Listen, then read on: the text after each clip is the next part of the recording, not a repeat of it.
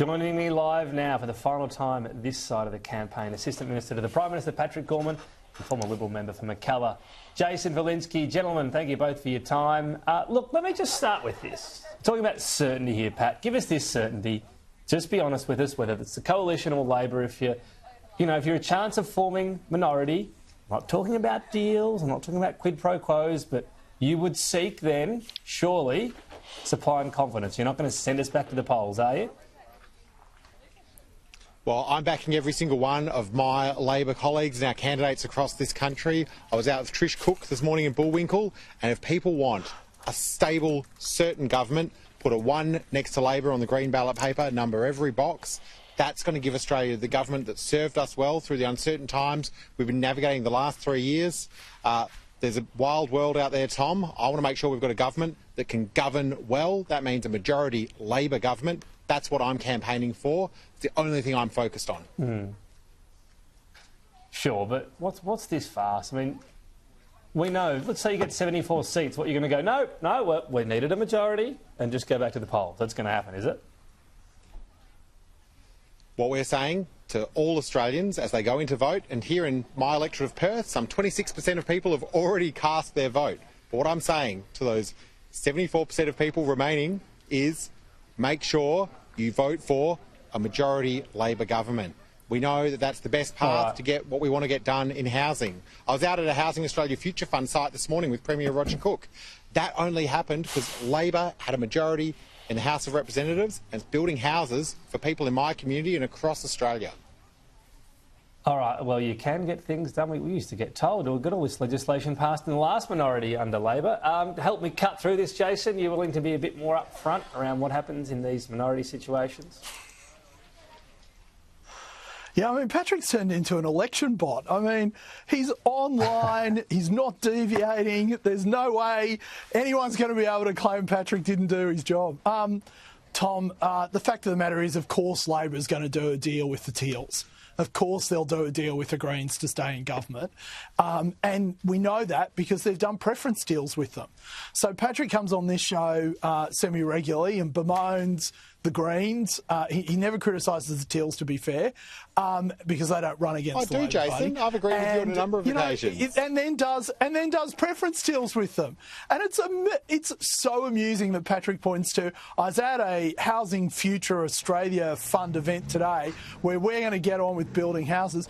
This is the fund that has so far built 0 houses. Like the middle of a donut is what they've managed to actually build.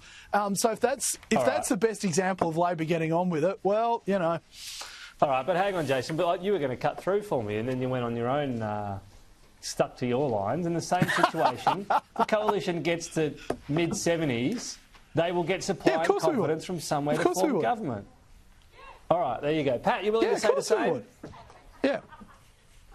Well, what we know is that the first thing that Peter Dutton would need to do if he wanted to become Prime Minister is to get permission. Would need to get permission from Barnaby Joyce, David Littleproud, the National Party. The Liberal Party can't even govern on their own. They have to start in coalition. It's right there in the name. No, there you go. It's one. No, that's a good point, Tom. It is easier when you're not a sitting MP, isn't it, Jason? That's a very good point. You sort of got all care, no responsibility. Sorry, Let me ask you this, Jason. In the interest of candour, what's your prediction for how Saturday will unfold? Let's say seats for the Coalition compared to Labor. Where is it at right now, do you think? Look, Tom, there are 20 seats. I'm sure even Patrick will concede this. There are 20 seats across the country, which will obviously determine the election. It's very volatile in those seats. To be honest with you, I'd rather be Labor at this point than the Liberal Party. They've run a very good election campaign with some very strong assists from the President of the United States. But the fact is, though, it is very volatile. I wouldn't be confident making a prediction about the outcome and where it all lands. But yes, you'd probably prefer to be Labor at this point than running the Liberal Party campaign. Pat, aside from the fact that you're going to win all 150 seats, is there nervousness about this result? Do you feel like it's probably going to be tighter than some of the national polls suggest?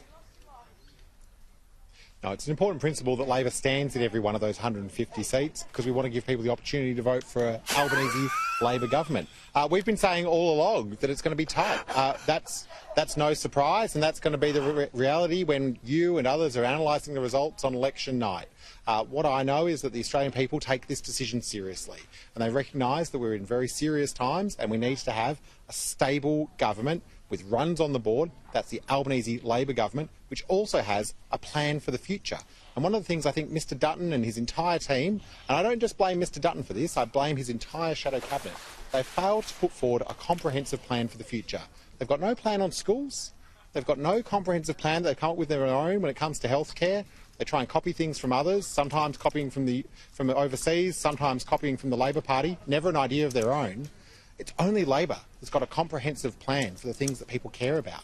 I think that's becoming clearer and clearer, and it's clear here at Bedford pre-poll, where people are making their decisions right now. All right. We need a two-shot of Jason when Pat's talking. There he is. That's, for the viewers, that was Jason the whole time. I mean, I'm going to be cautious here. It's good that Pat's come on so close to the election, but I do feel like Pat, the election bot's come out tonight, and there's no chance I'll get anything out of him. I don't know. We'll see if I can put him off his game. Jason, honesty time for you again, because we need it today. What about the teal seats? At least one of us is being honest. Yeah, I probably, yeah. So I'm not honest either. Oh, well. Yes. What's a pass mark for the Liberal Party in terms of winning back teals? That's a really good question, Tom. I would say that we're a chance in all the seats. I'd say we're under pressure in Bradfield. But I think the Teals are under pressure in literally every single seat that they still hold. You saw the story today about Dr. Sophie Scomps. Zali's now got Zali Steggall's got a 6-year track record of not actually achieving anything, so that's putting her under pressure. They've been throwing so much money at Bradfield. I think it's meant that they haven't had money, judging by Simon Holmes à Court's complete and utter meltdown on email about needing more money. So, it'll be interesting to see, to be honest, where that all ends up. What is a pass mark? Look, I think if we can get back half those seats, that's a pretty good pass mark. But, at the same time, I think that all the local campaigns have put in a really good effort and they deserve to win. I can't think of a Teal that deserves to hold their seat. So if you don't win any, you feel like good local campaigns, is that a sign the national campaign has held Liberals running their back a bit? I think it's an indication that we need to massively update our campaign machinery. The amount of front groups that Climate 200 has set up in the last 6, 7, 8 months, the source of some of their funding, which, to be fair, this time around the media has looked at, like the connections to companies that have been blacklisted for human rights abuses. That is something we need to take seriously. I mean, look, after the last election, there was sort of a view among people, some parts of the Liberal Party, that maybe we didn't need to take back those seats. But now you see Climate 200 running campaigns in rural and regional areas. And, of course, Cathy McGowan was the original Teal. So I just don't think that we can ignore Climate 200, and there's a lot that we can learn from them in terms of the mechanics and their machinery of campaigning. But I think there's a lot that we have to do to expose their hypocrisy and frankly the sanctimonious nature of their campaigning.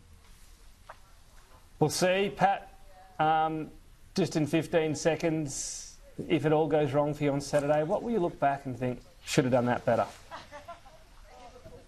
I'm really proud of the campaign that Anthony Albanese has run, the whole team, what we've done, putting forward our plan, being consistent, making sure that we're focused on those things that, like supporting household budgets through our energy credits, supporting families through cheaper childcare, supporting Medicare, something that's an Australian institution that we and only Labor can be trusted to strengthen. I'm really proud of the campaign that we've run. It's up to the Australian people to decide, and I'll leave the decision to them.